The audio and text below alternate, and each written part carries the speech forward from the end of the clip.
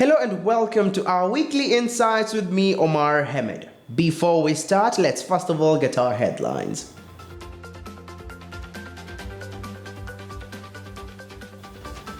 Government launches the Day of the African Child celebration. Child labor climbs in Kenya during COVID-19 pandemic. Call for caution in Turkana schools as 9 COVID-19 cases reported.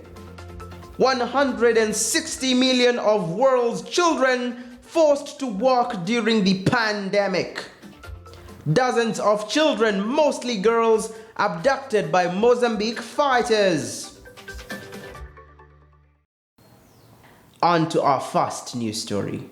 Labor and Social Protection Chief Administrative Secretary Joseph Olentutu has said government has put in place many laws, policies and guidelines to safeguard the rights and welfare of children.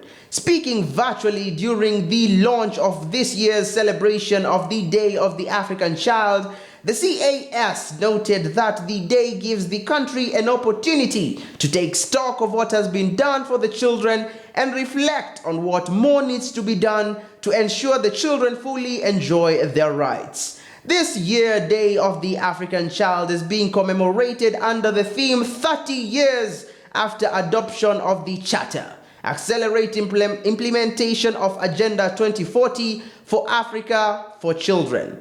International Day of the African Child 2021 is normally held on 16th and is set aside in memory of children who were killed and maimed during the anti-colonial struggle against oppression and injustice in Soweto, South Africa in 1976.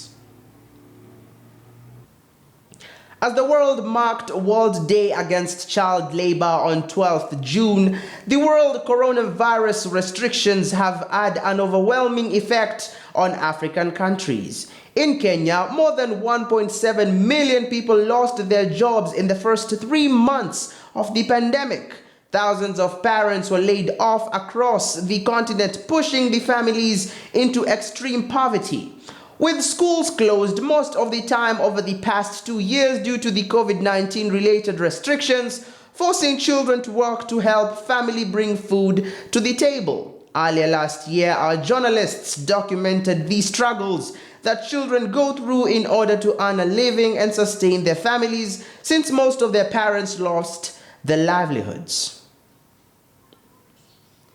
At least 2 schools in Turkana County have reported cases of COVID-19. Turkana County Director for Education Peter Magiri confirmed St. Clair Lokitang girls in Lomili girls have reported cases of COVID-19. 5 students and 2 teachers from St. Clair Lokitang girls and 2 students from Lomili contracted the virus. Contact tracing was done immediately and 15 people, including students, teachers, school workers, were tested. Turkana County Executive for Health and Sanitation, Jane Ajele, had confirmed the new infections, saying that Turkana has reported 1,470 cases of COVID-19 and 24 fatalities.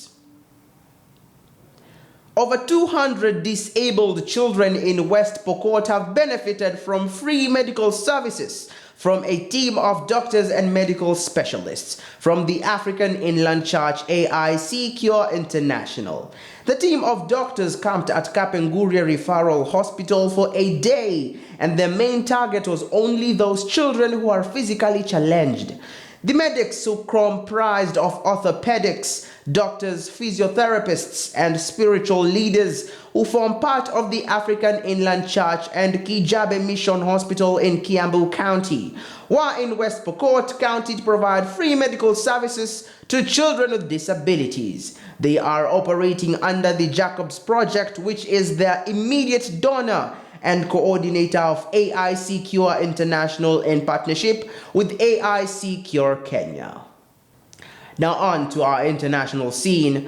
A new report by the United Nations has found that 160 million children, or nearly 1 child in 10, is involved in child labor globally.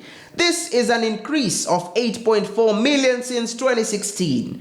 A joint report by the International Labour Organization and UN Child's Fund warns the COVID-19 pandemic is worsening an already alarming situation.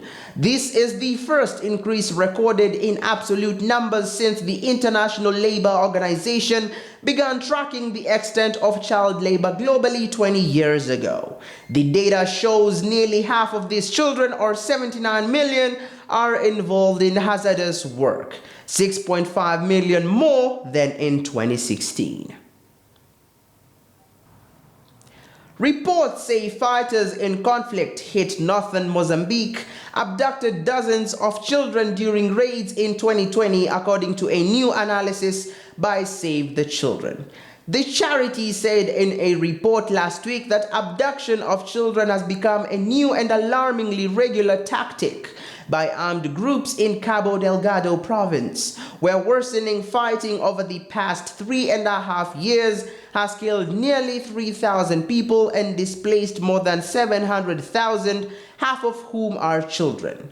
At least 51 children, most of them girls, were seized by non-state armed groups in the region last year, adding that the numbers involved were likely far higher than its estimates, which were based on data collection by the Armed Conflict Location and Event Data Project and reflected only reported cases.